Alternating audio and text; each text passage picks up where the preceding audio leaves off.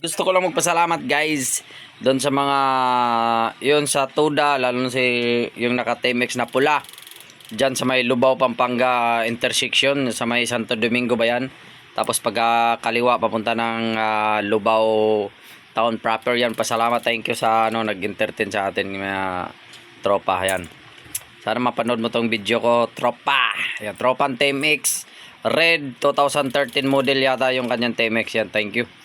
Salamat. Di natin nakuha yung pangalan niya dahil dalawang beses lang siya, tatlong beses lang siya pumila, din umalis na siya. Tapos naka-idlip din tayo doon sa pilahan nila. Thank you kahit paano naka-idlip tayo ng mga siguro mga 5 minutes lang. Tapos umano na tayo, yung gumapang na tayo papuntang Minalin kasi titingnan sana natin yung tropa natin doon kung nandoon pa. Kaso gabi na. Tapos naligaw na tayo doon sa Minalin kasi dalawa pala yon. Yung isa Santa Rita, yung isa Santa Rita ba yung isa? Yung isa naman San Vicente. Hindi na pasabay, hindi na Minalin yung San Vicente. Kaya yon, hinanap natin yung tropa doon na si Ata na dating taga Dasma. Kaya gumapang tayo hanggang nakarating tayo ng Apalit. Yun, nagkape tayo doon, naka-idlip din tayo doon ng mga 3 minutes lang. Yun.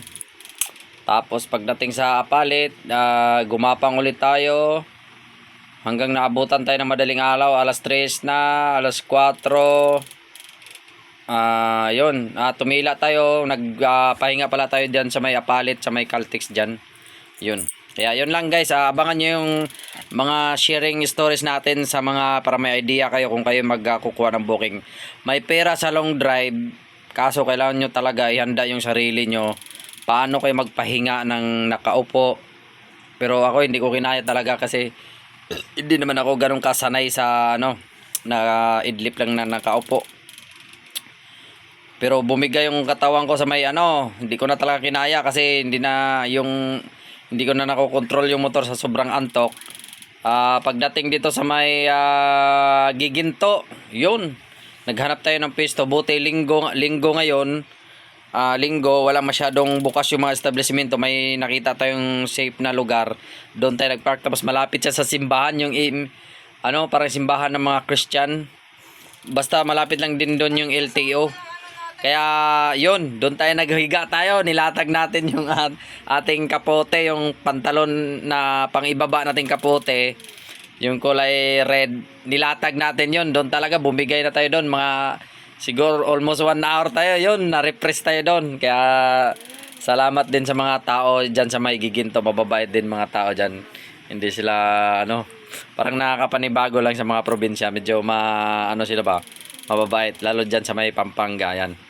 Yan lang mga boss, sharing ko lang. Abangan nyo yung mga kwento pa natin about sa ating walwal or walwal natin na pinakamalayong narating ni Mio. Actually nakarating naman tayo sa mga lugar na yan by 4 wheels. Pero ngayon naka-single tayo, naka-scooter tayo. Iba rin talaga ang ni Mio. Yan, matibay rin talaga siya. Hindi tayo pinahinga sa about dun sa makina, hindi siya nag-overheat, wala siyang sign na nag-hard starting, wala, goods na goods. At malaking tulong din yung nilagay natin na pan, kaya sa mga lalo sa mga kargado, kung wala kayong pang oil cooler, mag-pan muna kayo guys, bili kayo ng pang sniper na pan. Mura lang naman yun ang gamitin nyo kasi malakas din yun maka ng hangin. Yan, kahit saan nyo ilagay, pwede nyo sa makina or kung scooter kayo. Pwede rin sa may, kung scooter, pwede rin sa may pan. Doon sa may pan niya, sa may magneto pan.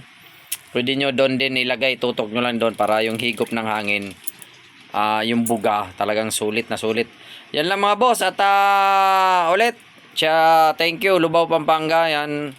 At Bulacan, yan, thank you sa lahat ng mga nakasalamuha natin, mga Lalamove Riders. Mga nanghingi sa atin na sticker, sorry wala tayong sticker, kaya tsaka yung mga pinagkapihan natin, mga magagandang chicks dyan sa mga kapihan. Thank you, peace out. Ride ship lang lagi at dapat kung alam nyo na pagod na yung isip nyo, lalo maulan, Huwag tayong basta magwalwal masyado. You know, hanggang 70-80 lang. 70-80, 60, yan. Yan lang mga takbo natin. 70, 80, 60, yan. Ganyan lang. Dahan. Sa street ba? Yun. Yan lang, right ship. Aga sa work, save money, save time. At follow na rin ng aking FB guys. Yan na wala. Na ano yung ating FB na tingga. Yun, buti pa yung ating YT channel. Yan.